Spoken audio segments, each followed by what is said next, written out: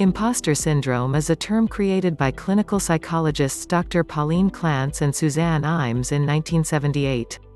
It is used to describe high-achieving people who struggle to recognize their accomplishments.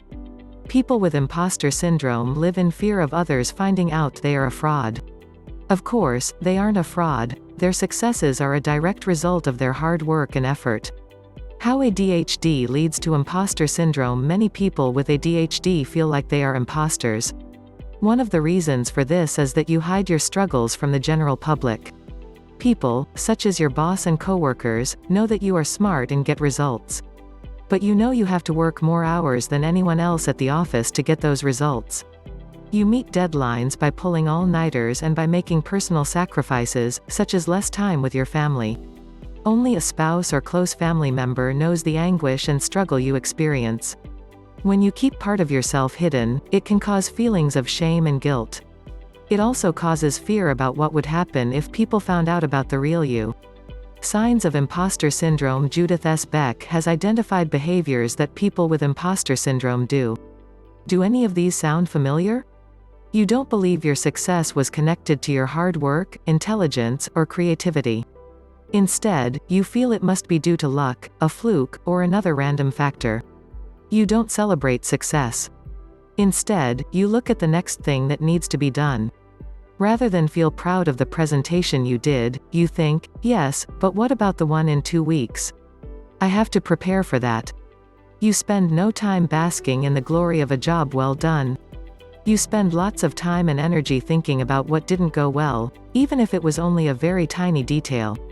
You dwell on the negative, and you spend no time thinking about your successes or what did go well. You disregard your accomplishments or the praise you receive for them.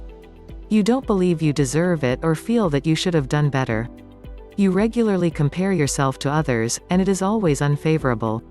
You might think, they didn't have to work through the night to prepare the presentation, and they got better results than me. When people with ADHD realize there is a name for how they have been feeling, they usually feel a huge sense of relief.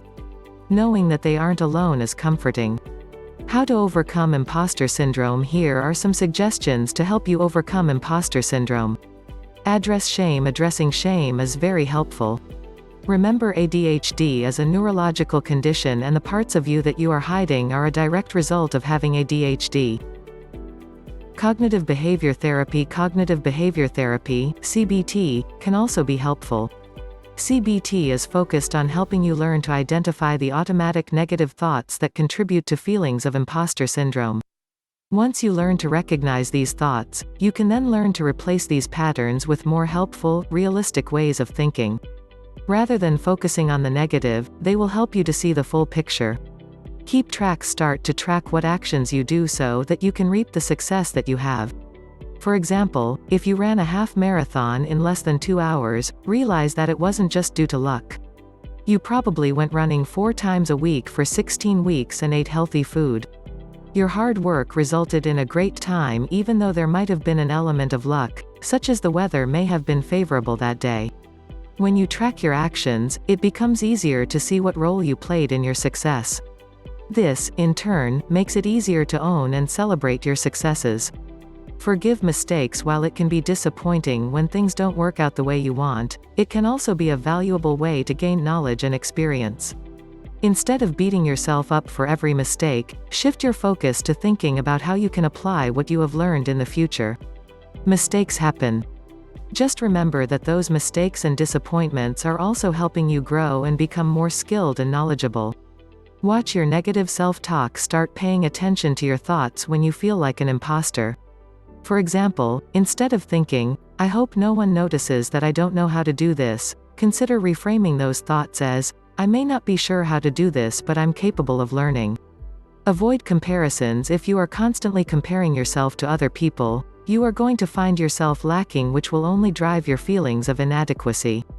Instead of thinking about how you compare to someone else, focus on learning from other people's expertise and experiences.